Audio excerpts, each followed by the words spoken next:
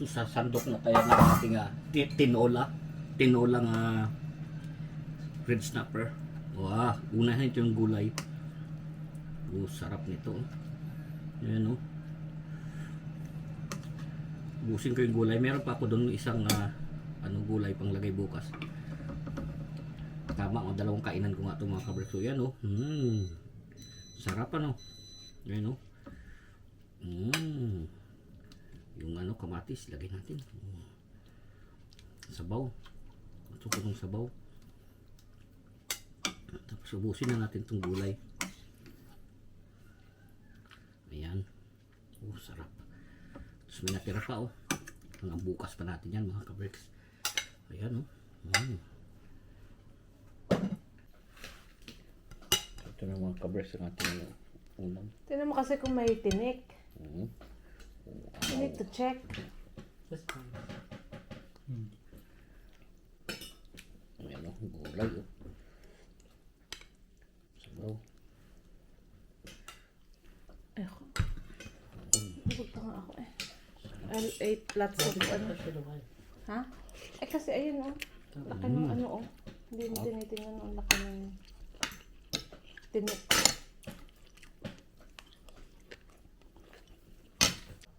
So mga kabers, ngayon ay magluluto na naman tayo ng ating hapunan kasi day off tayo. So meron tayo dito red snapper. Ayan, lilinisan natin ito mga kabers. Ayan tingnan nyo.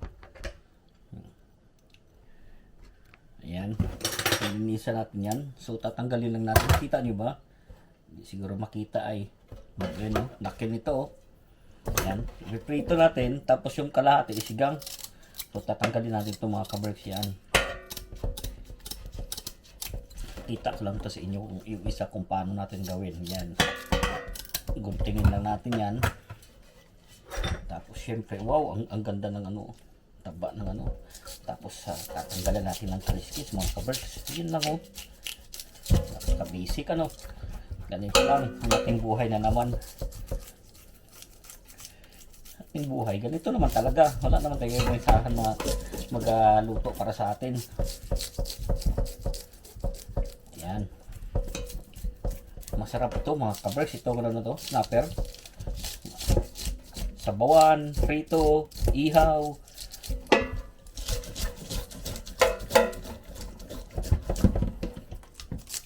So ganyan gagawin natin sa dalawang isda mga kabreks. Pati dito sa isa. So ito na po yung isda. Linisan na natin. Huwain na natin mga kabreks. Itong sasabawan natin, itong na to. Itong belly, yan. Yan ang sasabawan natin. Sama natin yan. Ito, ang prito natin. Kapal ng nito mga kabers Yung, tawag dito, buto, itong isdang to. Ito naman ang ating prito.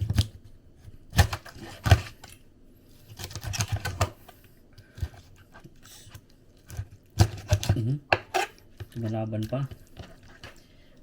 Isa pa.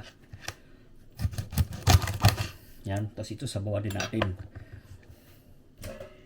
So ganun din ito ang gawin natin sa isa. Hihiwain din natin to. Yan naman ang ating sasabawan. 4 lang na piraso mga kabreks. Pwede na sa atin yan.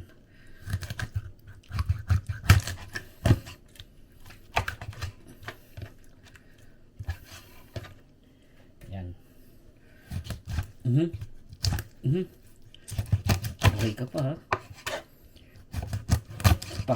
yan. So ito ang ating ipiprito, 6 na piraso. Tapos ito ang ating sasabawan. Pwede na sa atin yan kasi ako lang kakain ng sinabawan dito mga kaberks. Yung si wifey tsaka bata So lalagyan natin ito ng asin mga kaberks ang ating ipiprito. Yan. Tama na yan. Asin lang ang ilalagay natin. Tsaka black pepper. Ganyan lang tayo pang nagprito. Saka natin haluin.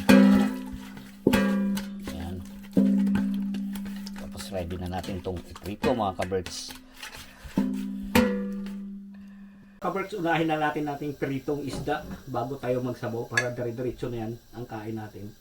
Kasi kaysa naman, unahin mo yung sinabawan bago ka magprito. Dapat pag nagluto, una yung prito bago ka magsabaw. Ayan. So ilalagay na natin. Hinanaan ko lang ng konti, baka magtilamsik.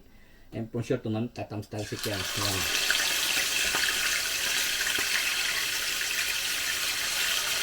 Wow. Huwag kayo mag-alala, ano to, Prito King. Ha, Prito King. Ayan o, ganun lang mga kabird. Lulublob mo andyan. Tinatansya naman natin hindi dumabot doon. Sure lang, hintay natin maluto to mga kabird. Ganun lang ang pagprito ng isda. Sa mga hindi, marunong. At habang nagpiprito nga tayo mga kabird, ay hiwain natin to ating kamatis para sa ating sinigang.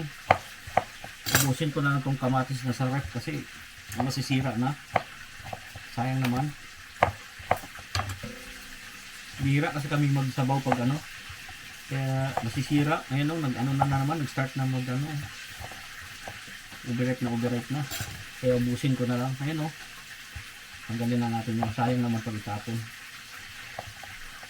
Ayan. Tapos sabay na rin natin itong sibuyas.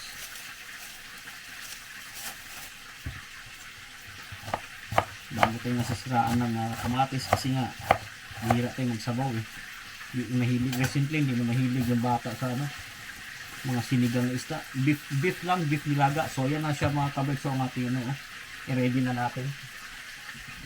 Habang ang ating prito ay nandyan pa. Piniprito pa natin. So lalagyan na natin ng tubig to. Itong ating hituan yan. Tama na siguro sa atin yan. Kunti ko sabaw ko. Kalahati lang kasi ako nga lang ang ano eh. Kakain ng sinabawan na yan. Kasi gusto ko lang may sabaw ba.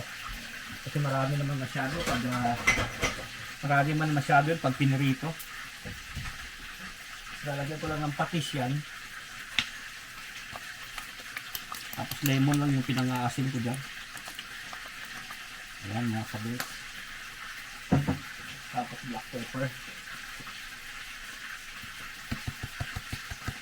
Ganun lang. Tapos pagkatapos ng prito, pakuloyin na natin yan kasi lalagay natin yung isda. Diba? Babalik na rin na natin ating prito. Ayan.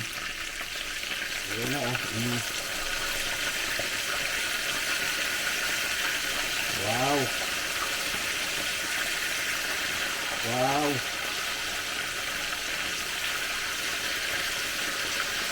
Ayan.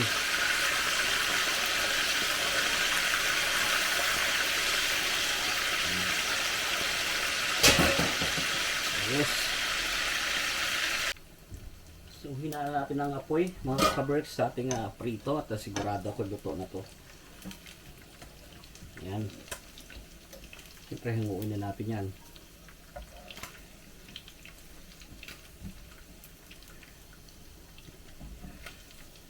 Ayan.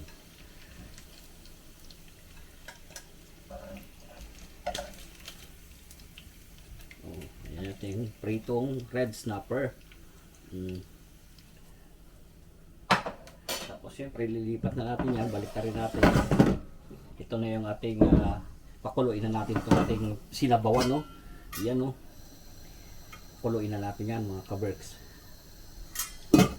Tapos na natin dito sa natin ilalagay itong ating red snapper. Ako lang kakain yan, pero marami yan. Pero mas gusto ko yung sinabawan. Isa sa prito. Yan. So yung nag-click na natin cookware, mga kaberks, no? Yun ang kailangan sa master. Bago natin ilagay yung isda, durugin natin itong kamatis para mas malasa. Ayan.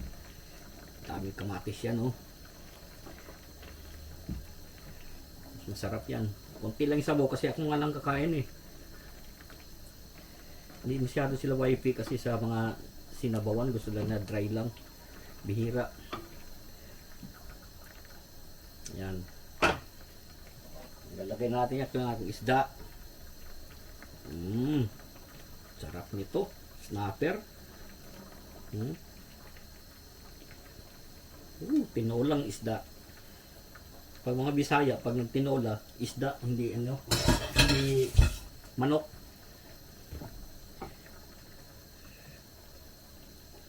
Tapos ang panghang ko lang dyan kasi wala tayong red chili mga kaberks.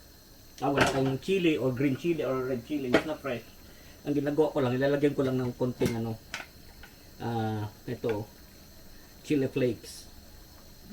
Ayan. Tapos, siyempre nga, ang pabi ko, ang pampaasim ko sa lemon.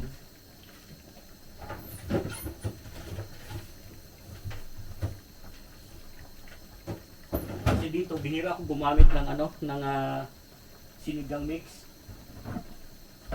Kasi pag yun, pag napupunta ka sa town, makakabili ka, pero pag wala, lemon na lang. Wala kang sinigang mix eh. So lemon lang. Ayos na sa akin yan. Ayun.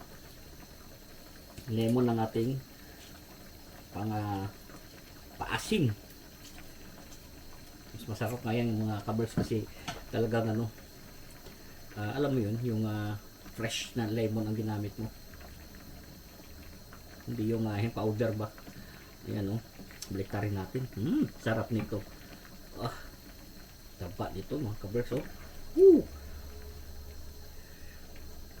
Lalagyan ko sana ng beans kasi meron pa ako din, kaya lang ako lang kakain. Pag maraming gulay, hindi ko naman maubos. Kasi mga 2 kainan ko to, 3 kainan. Kaya tama lang yan na wala masyadong gulay din. Kasi sayang pag kasi nung nilaga kong baka, ako lang kumain mag-isa. Napanis pa nga yung iba. Sayang yung pagkain eh. Mainit kasi dito, kaya nakalimutan ko na ilagay sa ref. Sayang. So titikman natin mga kaberks.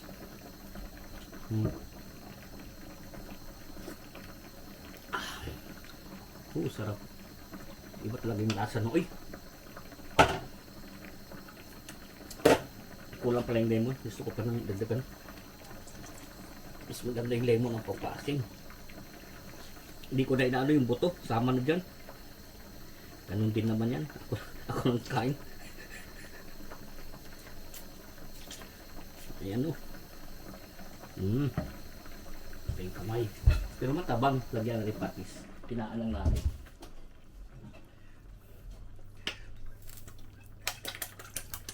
Yun kasi ang pampalasa ko, patis. Yung anghang niya, ayos na.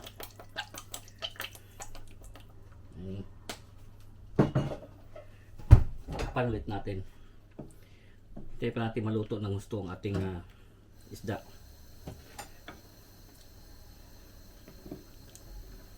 Baka sabihin nyo, tinikman ko na kahit dilaw pa yung isda.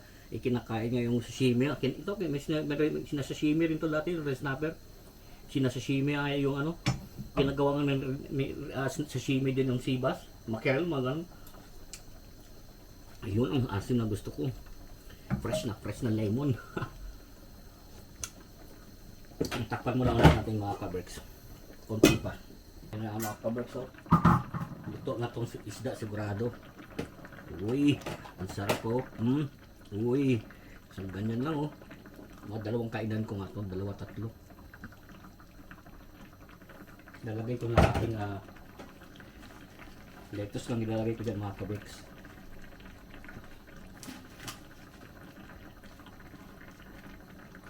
Sarap niya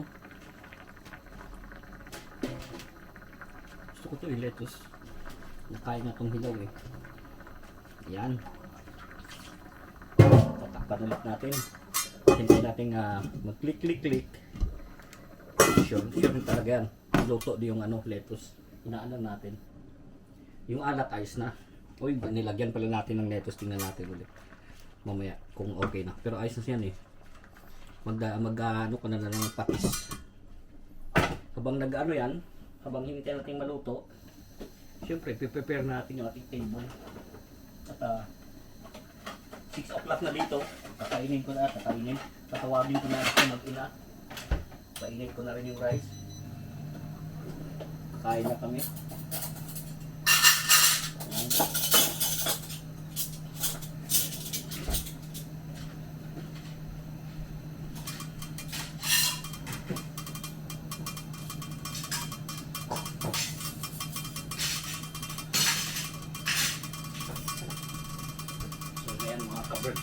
Sigurado to.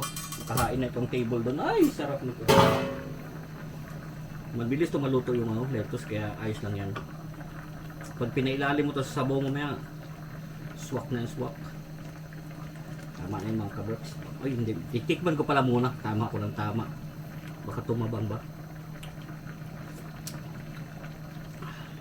Tama na.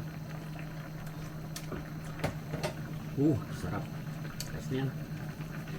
Ayos na yan, pero kulang talaga ng patis, promise. Tabang.